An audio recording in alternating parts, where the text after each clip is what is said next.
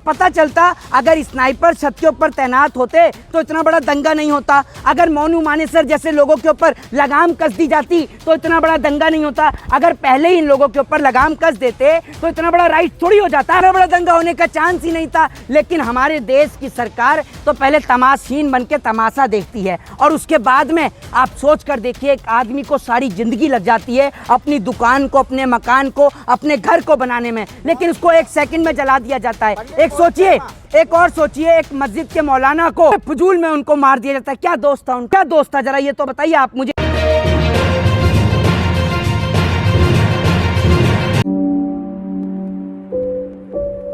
तो एक उनमें से खड़ा होकर गोली से मार भी देता है और ट्रेन के अंदर भी मार देता है और लोगों को भी। आप सोच कर देखिए तो नफरत की आंख कितनी बड़ी हो चुकी है इस देश के अंदर। दूसरी ओर वहां पर जब हिंदुओं की शोभा यात्रा निकलती है तो उसके ऊपर पथराव हो जाता है। तो आप सोच कर देखिए ना कि इस देश के अंदर कितनी नफरत पैदा करी जा रही है। जहां इस देश को आजाद कराने के लिए, इस देश की आजादी के लिए हिंदू, मुस्लिम, सिख, ईसाई सबने एक साथ मिलकर अपना खून बहा दिया। इस देश के लिए, इस देश की आजादी के लिए अपना सर्वोच्च न्यौछावर कर दिया। उस आजादी के वक्त को याद करिए जब कितनी माताएं, कितनी बहनें विधवा हो गई थी। आप याद कर देखिए। लेकिन आज आप इस देश को वापस से गुलाम की तादाद पर ले जा रहे हैं, क्योंकि आप ये सोचिए, ये देश गुलाम तब इसलिए हुआ था क्योंकि हिंदू, मुस्लिम, सिख, ईसाई आपस में लड़ रहे थे। इसी कारण से ये देश गुलाम हुआ था। आज फिर आप लोग आपस में लड़ रहे हैं।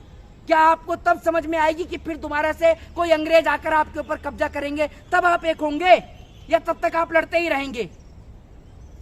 तो राहुल गांधी की मोहब्बत की दुकान काम नहीं आई? देखिए, मैं आपको एक चीज बताता हूँ कि राहुल गांधी की मोहब्बत की दुकान काम आई या नहीं आई, ये तो आप देख ही रहे हैं। हरियाणा किस तरीके से जल रहा है, मणिपुर किस तरीके से जल रहा है। जिस देश में नारी को देवी समझकर पूजा जाता हो, जिस देश में नारी के सम्मान में लंका दहन कर दी गई हो, उस देश में आज नारी को निर्वस्त्र किया जा रहा है। आप सोच कर देखिए। तो जता रहे मोदी जी के देश के 1.5 करोड़ जो 100 करोड़ लोग जो दुखी है। एक बात आप मुझे बताइए, अगर नरेंद्र मोदी जी को इस बात से दुख होता या नरेंद्र मोदी जी दुखी होते तो देश के प्रधानमंत्री जी मणिपुर जाते और मणिपुर जाकर मणिपुर के हालात का जायजा लेते। आज इस देश के अंदर देश का प्रधानमंत्री, देश का राजा बाबू, हरियाणा जल रहा है तो हरियाणा पे बोलने को तैयार नहीं है, मणिपुर जल रहा है तो मणिपुर पर बोलने को तैयार नहीं है, क्योंकि हमारे देश का राजा बाबू प्रधानमंत्री तो इन सब चीज में व्यस्त रहता है कि कब और कौन सा और विधायक को खरीदा जाए और कितने में खरीदा जाए, बस इन सब चीज में व्यस्त। अभी जो हरियाणा में दंगे हुए, मनोहर लाल खट्टर कह रहे हैं कि सबको सुरक्षा देना संभव नहीं है, हर एक व्यक्ति का। अच्छा, नहीं, सबको सुरक्षा देना संभव नहीं है तो जब हिंदुओं की जो शोभा यात्रा निकल रही थी तो आप उसको सुरक्षा नहीं दे सकते? आपने क्यों नहीं स्नाइपर्स को तैनात किया छत के ऊपर? जो पता चलता अगर स्नाइपर छत के ऊपर तैनात होते तो इतना बड़ा दंगा नहीं होता। अगर मोनू मानेसर जैसे लोगों के ऊपर लगाम कस दी जाती तो इतना बड़ा दंगा नहीं होता। अगर पहले ही इन लोगों के ऊपर लगाम कस देते तो इतना बड़ा राइट थोड़ी हो जाता।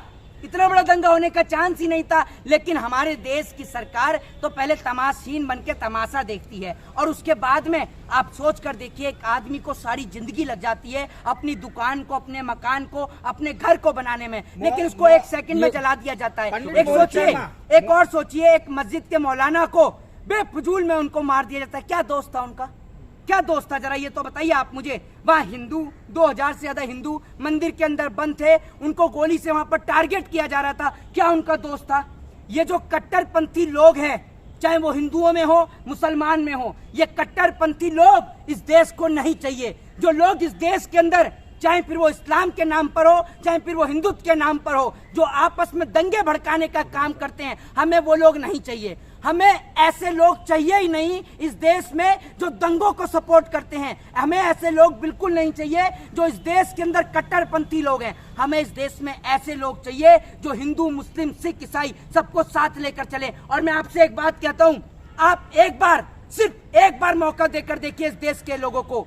जिस दिन हिंदू, मुस्लिम, सिख, ईसाई एक हो गया ना जनाब, हमारे अंदर इतनी ताकत है और हमारी औकात इतनी बड़ी है कि हम अमेरिका और चाइना जैसे देशों को मुंह तोड़ जवाब दे सकते हैं। यह ताकत है हमारे देश के नौजवान की। जिस दिन इस देश का हिंदू, मुस्लिम, सिख, ईसाई एक हो गया ना, उस दिन अमेरिका की और चाइना की कोई औकात नहीं होगी कि चाइना हमारे देश की जमीन पर कब्जा कर सके। आज चाइना की औकात इसलिए हो जाती है क्योंकि हम लोग टुकड़ों में बटे हुए हैं। हम हिंदुओं में ब्राह्मण, शूद्र, वैश्य, क्षत्रिय के नाम पर बटे हुए हैं। हम मुसलमानों में शेख, सैयद, सुन्नी, पठान इनके नाम पर बटे हुए हैं। हमें हिंदू, मुस्लिम, सिख, ईसाई के नाम पर नहीं, हमें देश के तिरंगे के नाम पे लड़ना है और हमें दिखाना है कि क्या पावर है हम इंडियनों की, क्या पावर है हम भारतीयों की। जिस देश का संविधान हर एक व्यक्ति को एक समान हक और अधिकार देता है, हमें लड़ाई लड़नी है तो इस देश की मिट्टी के लिए मैं आपको यही तो बता रहा हूँ। अगर मोनू मानेसर ये कहता है, चाइना वालों को अगर ये कहता ना कि तुम्हारा जीजा आ रहा है, अरुणाचल प्रदेश से जमीन खाली करो, इस देश का मुसलमान हो, इस देश का हिंदू हो, इस देश का सिख हो या ईसाई हो, हर एक व्यक्ति उसका साथ देता। लेकिन ये लोग अपने ही देश के लोगों को लड़ाने में लग रहे हैं। ये बता दो, अगर इस देश में यही माहौल रहा और शिक्षा, स्वास्थ्य, बेरोजगारी के नाम पर चुनाव नहीं हुआ तो मोदी जी का आना निश्चित है। क्योंकि अभी आप ये देख लीजिए, अभी कुछ दिनों बाद राम मंदिर का मुद्दा हो जाएगा और राम मंदिर का मुद्दा 5, 7, 10 दिन आराम से टीवी चैनल पर चलेगा और जब तक 24 का चुनाव पूरा नहीं हो जाएगा, एक राज्य के अंदर भी अगर वोटिंग बची होगी तो राम जी का मुद्दा उठेगा और राम के नाम पर फिर सरकार कटोरा भीख का लेकर आएगी और कहेगी कि राम के नाम पर वोट दे दो, हम राम को लेकर आए हैं। इनकी औकात है, कल को ये कहेंगे कि हम अपने बाप को लेकर आए हैं, तो क्या आप मान लोगे कि अपने बाप को लेकर आए हैं? इस देश में किसकी औकात है, कौन राम को लेकर आएगा? राम आपको और हमें लेकर आने वाले हैं। ये देश के अंदर किसी की इतनी औकात नहीं है कि कोई राम को ला सके।